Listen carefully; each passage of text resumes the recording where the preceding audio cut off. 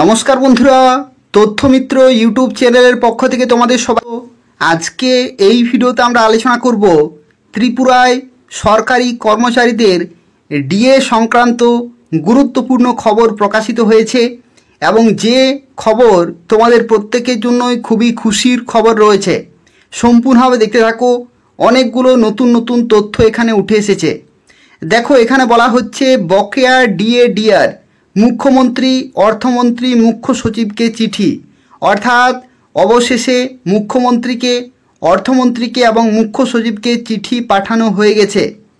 দেখো এখানে কি বলা হচ্ছে, বকেয়া ডিএ ঘোষণা 22%। আবার কেন্দ্রীয় সরকার ঘোষণা করলে তা বেড়ে যাবে। রাজ্যের শিক্ষক কর্মচারীদের দাবি অষ্টম বেতন কমিশনও।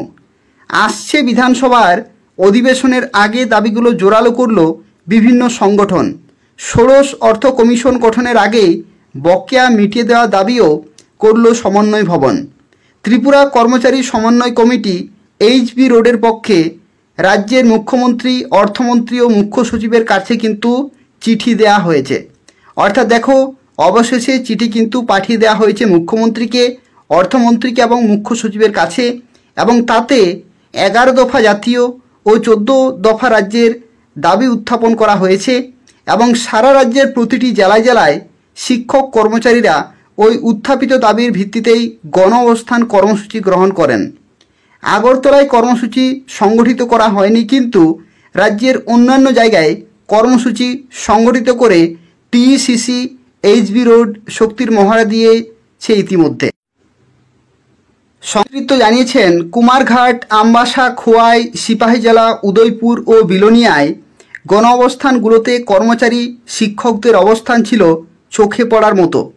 পশ্চিম জেলায় ওই ধরনের গণ অবস্থানের চূড়ান্ত প্রস্তুতির শেষ দিকে প্রশাসনিকভাবে করতে দেওয়া হয়নি, যা শিক্ষক কর্মচারীদের তীব্র ক্ষোভে ফেটে পড়েন।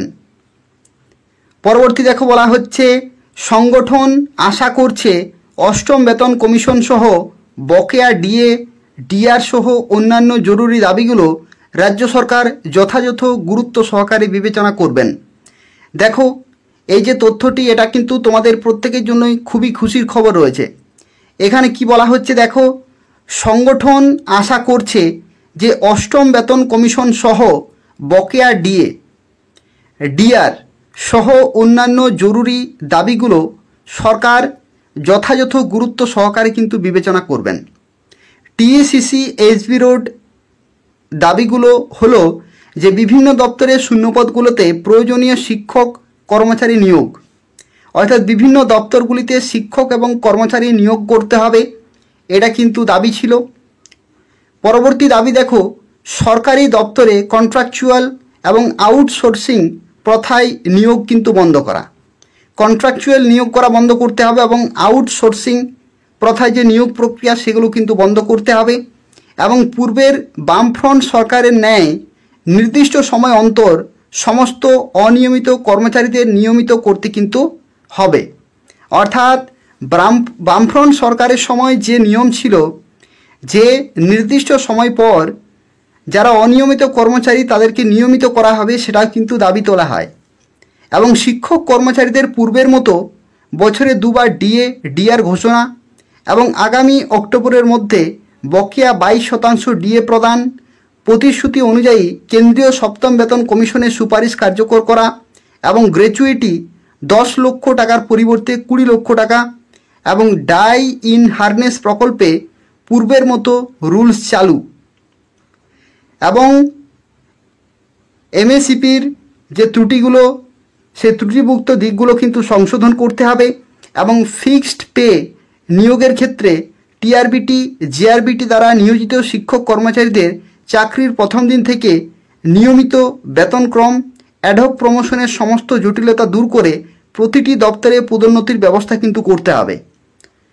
আর তার সাথে সাথে দেখো, আরও দাবি ছিল যে টিটিএ এডিসিতে কর্মরত সমস্ত অংশের কর্মচারীদের একই হারে একই সময়ে ডিএ ডিআর সহ আর্থিক সুবিধাগুলো কিন্তু দিতে হবে এবং রাজ্যের আইন শৃঙ্খলা পরিস্থিতি শক্তিশালী করে গণতান্ত্রিক পরিবেশকে কিন্তু রক্ষা করা, নেশা কারবারি ও নেশা প্রচারের সঙ্গে যুক্তদের বিরুদ্ধে কঠোর শাস্তিমূলক ব্যবস্থা গ্রহণ করা এবং সর্বত্র নারীদের সুরক্ষা সুনিশ্চিত করা, এগুলো কিন্তু দাবি করা হয়। তাছাড়াও দেখো বলা হচ্ছে 10,323 চাকরিচ্যুত শিক্ষকদের অবিলম্বে বিকল্প কর্মসংস্থানের ব্যবস্থা করতে হবে, এটাও কিন্তু বলা হয়েছে। এবং মৃত 214 জন শিক্ষকের পরিবারে একজন সদস্যকে সরাসরি যে সরকারি চাকরি দেওয়ার কিন্তু ব্যবস্থা করতে বলা হয়েছে।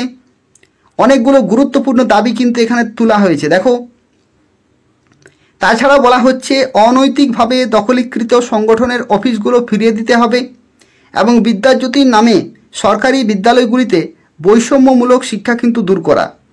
ছাত্র সংখ্যা কম অজুহাতে বিদ্যালয়গুলোকে বন্ধ করার সিদ্ধান্ত কিন্তু প্রত্যাহার করে নিতে হবে এবং গ্র্যান্ট ইন এইডস রুল 2025 ত্রুটিপূর্ণ বিতর্কিত সংশোধনী 2022 বাতিল করা এবং ত্রিপুরা রাজ্যে বিদ্যুৎ নিগম লিমিটেড এর কর্মচারীদের সার্ভিস রুল কিন্তু চালু করা এবং অবিলম্বে গ্রুপ সি গ্রুপ ডি পদে কর্মরত বিভিন্ন স্তরে কর্মীদের পদোন্নতি অর্থাৎ প্রমোশনের ব্যবস্থা করা এবং নিগমের কর্মরত অবস্থায় দুর্ঘটনাগ্রস্ত কর্মীদের নিগমের উদ্যোগে ক্যাশলেস চিকিৎসার সুবিধা প্রদান করা এবং মৃত পরিবারের যোগ্য সদস্যকে নিগমের চাকরি দেওয়া।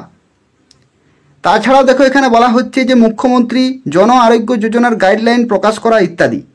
এই সমস্ত গুরুত্বপূর্ণ দাবিগুলি কিন্তু তুলে ধরা হয়েছে এবং তার পাশাপাশি পুরনো পেনশন প্রথা ফিরিয়ে আনারও কিন্তু জোরালো দাবি করলো টিসিসি এইচবি রোড। ঠিক আছে, তো দেখো এই আপডেটটি তোমাদের প্রত্যেকের জন্যই, যারা যারা এই ভিডিও দেখছো ত্রিপুরার প্রত্যেকটি জনগণের জন্যই কিন্তু খুবই গুরুত্বপূর্ণ রয়েছে এক একটি আপডেট বা এক একটি দাবি। এই দাবিগুলো যদি হয়ে যায় খুব ভালোভাবে, সরকার যদি মেনে নেয় এবং এই দাবিগুলো যদি প্রয়োগ করা হয় তাহলে কিন্তু খুবই কাজে লাগবে প্রত্যেকের। তার কারণ হচ্ছে দেখো খুব ভালো ভালো এখানে কিন্তু দাবি করা হয়েছে যা জনগণের মঙ্গলের জন্য, প্রত্যেকেই কিন্তু এই দাবিগুলোতে উপকৃত হবেন এটাই কিন্তু আশা করা হচ্ছে। যেখানে কন্ট্রাকচুয়াল কর্মী থেকে শুরু করে আউটসোর্সিং, নতুন নিয়োগ, ডিএডিআর সংক্রান্ত এবং আরও বিভিন্ন দেখো এখানে কিন্তু দাবি কিন্তু করা হয়েছে। তো সেক্ষেত্রে এই দাবিগুলো কিন্তু অবশেষে মুখ্যমন্ত্রীকে এবং তার সাথে সাথে অর্থমন্ত্রী এবং মুখ্য সচিবকে কিন্তু চিঠি পাঠানো হয়ে গেছে। তো দেখা যাক আগামী দিনে কি আপডেট আসতে চলেছে। যা কিছু আপডেট আসবে আমি তোমাদের ভিডিওর মাধ্যমে শেয়ার করে দেব। তো সেক্ষেত্রে এই ধরনের নিয়মিত খবরগুলি পেতে হলে অবশ্যই চ্যানেলটি সাবস্ক্রাইব করে রাখো, অর্থাৎ এই চ্যানেল থেকে তোমরা গুরুত্বপূর্ণ খবরগুলি সময় মতো পেয়ে যাবে। তো তাই অবশ্যই চ্যানেলটি সাবস্ক্রাইব করে রাখো। ধন্যবাদ।